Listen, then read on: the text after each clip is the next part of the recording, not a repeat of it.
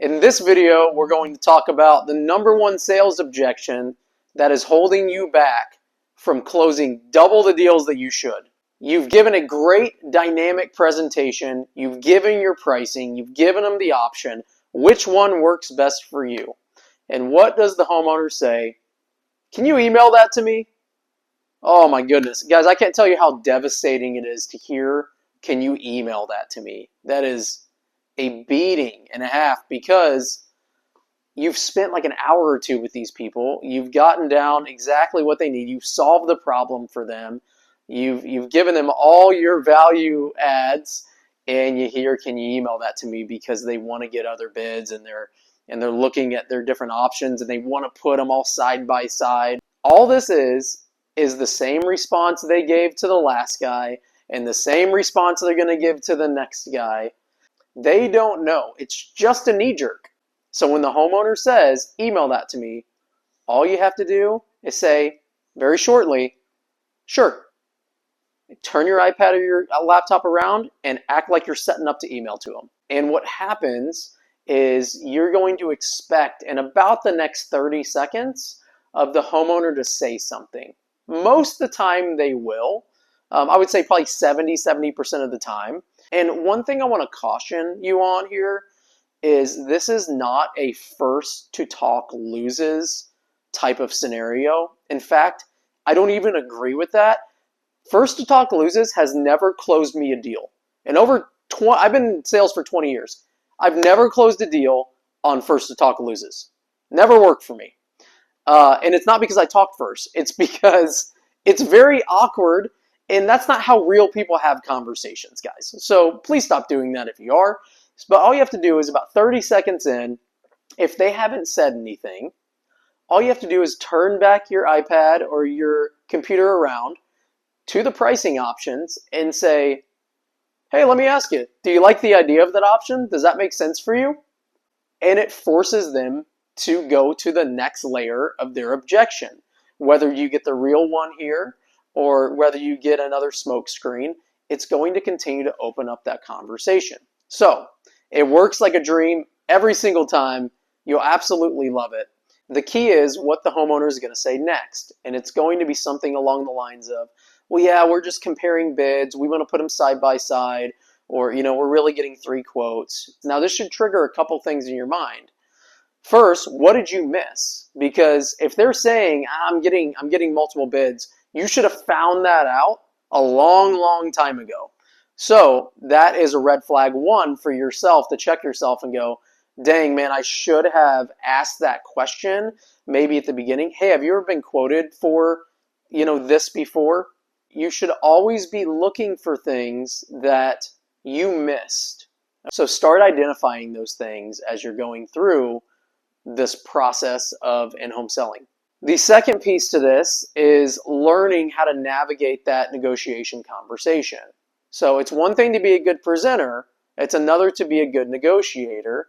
I believe it's a good blend of both, because you're not always going to do such a great presentation that you never get objections. You're always going to get some type of objections, but the better you get at presenting, the less objections you get at the end. And that's kind of the whole idea with this. So uncovering the next objection is where it gets tricky. So as they say, we're comparing quotes, we're getting this, we're getting that, you can say something along the lines of, well, it sounds like you like my company. It sounds like you like everything that we have to offer and everything I showed you, but maybe just can't seem to justify the cost. And what I did there, I just labeled it. I just labeled what I think they're feeling. And this is fun to do because you can use labeling incorrectly on purpose. You can even say something like, well, it sounds like maybe you guys didn't really love that product. And they'll say, no, I really did love the product. And you're like, oh, okay, cool. Okay, so like aside from everything else, what else are you guys concerned about before moving forward then? And you kind of put them on the spot, but you're doing it so nicely and so delicately and so, on their side, if you will, that they kind of don't have a choice but to tell you what that real objection is. And this is going to open up layers and layers and layers more.